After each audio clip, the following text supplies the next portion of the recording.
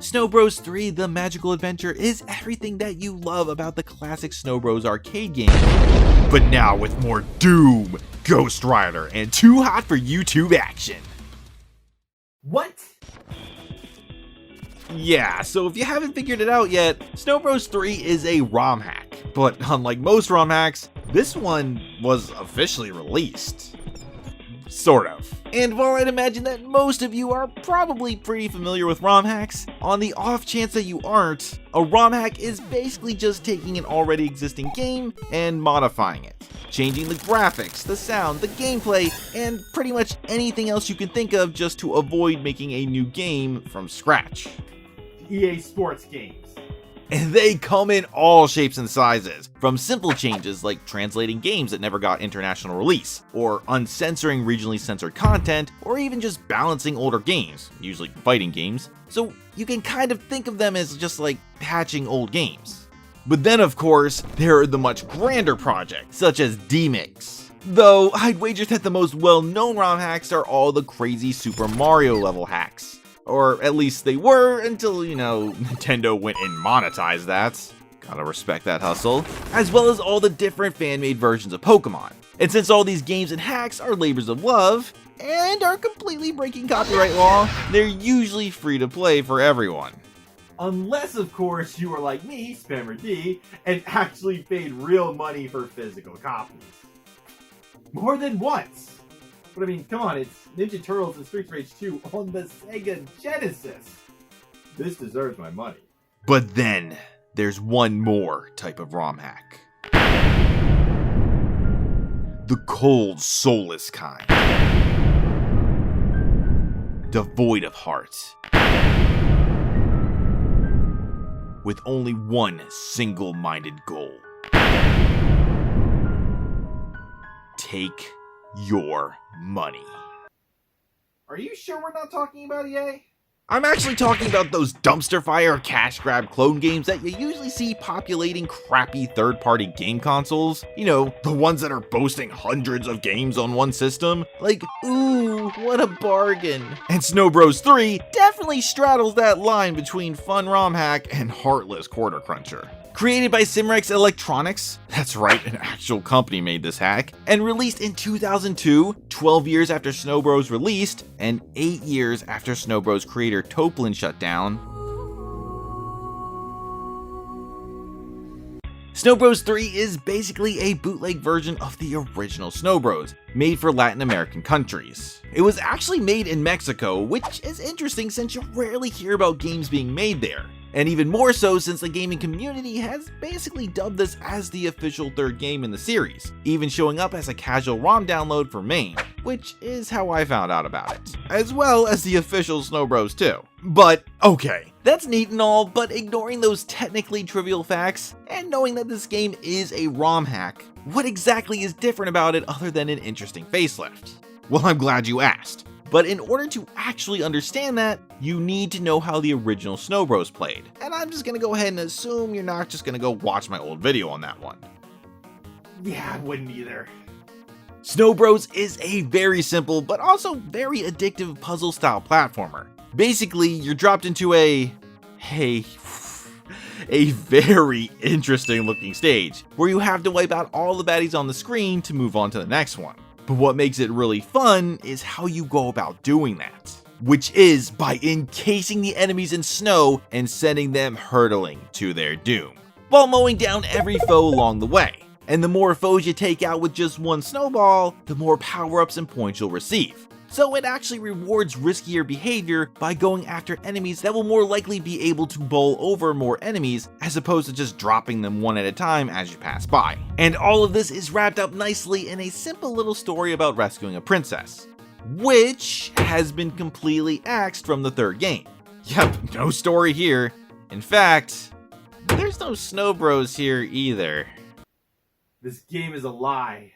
So let's get this weird little tidbit out of the way real quick. Our main two dudes aren't magical snowmen, but are instead these weird soccer player things, because FIFA was popular.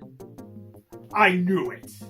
And yeah, there's more to it than just that, but all you really need to know is that now we're turning enemies into giant soccer balls instead of snowballs. However that works. But it doesn't really change how it functions, except where the Snow Bros ice attacks would always arc down, the Soccer Bros can have their attacks arc up or down. Ooh. Which would actually be a pretty cool improvement, if the controls weren't a bit stiffer too, especially the jumping, though it's not really enough to be an actual problem. Otherwise, the gameplay is exactly the same, and the stage layouts don't really change all that much either. But that's not to say other changes haven't been made, like the music for starters. Now, you'd think that if they were just gonna go ahead and disregard copyright anyway, they'd leave in the original music. Or, since they stole characters and images from other sources, that they just go ahead and borrow other soundtracks too. But nope, the music is all original. And it's just okay. There's really not that many tracks in this hack, and they're just average at best. Which is why I'll be supplementing this video's background music with actual Snow Bros tracks, which are much more upbeat and charming than Snow Bros 3's OST.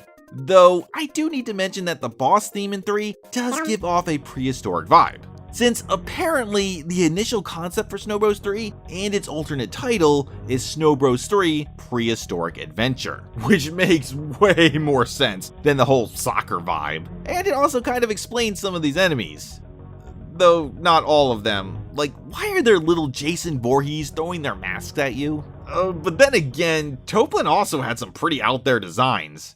Remember Snow Bros 2? Well, back to therapy for me. Really though, none of the changes to the basic enemies or backgrounds actually feel all that out of place, oddly enough. If you had told me that Toaplan had designed all these characters, I probably would have believed you. I'm very gullible. Yeah, and what has to be the biggest change between Snow Bros and Snow Bros 3 is easily the bosses. And I don't just mean ripping enemies straight out of Doom, or just making them darker creatures altogether. And speaking of which, take a look at the difference between the game over screens. They actually made some real changes here, for the most part. And let me tell you, that's not a good thing, because they clearly didn't understand why the bosses worked the way they did in the original. So let's just go through them real quick. The first boss is completely different from the original, and honestly, it's still pretty easy. There's really not much to say here. The third bosses, the Kako Demons, God, I'm so sorry Doom fans if I'm pronouncing that wrong, please don't kill me, are just reskinned versions of their Snow Bros counterparts, but it's the second and fourth bosses where the real problems begin. The second boss is just flat out cheap, spawning so many enemies, but is completely out of reach from attack the majority of the time. It's easy to get overwhelmed and cheap shotted. And the fourth stage bosses are just broken. And I don't mean that it's too hard, I mean that it's actually broken. Basically, I just kept randomly dying, literally out of thin air. And I finally figured out why. These stupid fire enemies. Some of them are clearly here, but their sprites aren't spawning for some reason. So it took me over an hour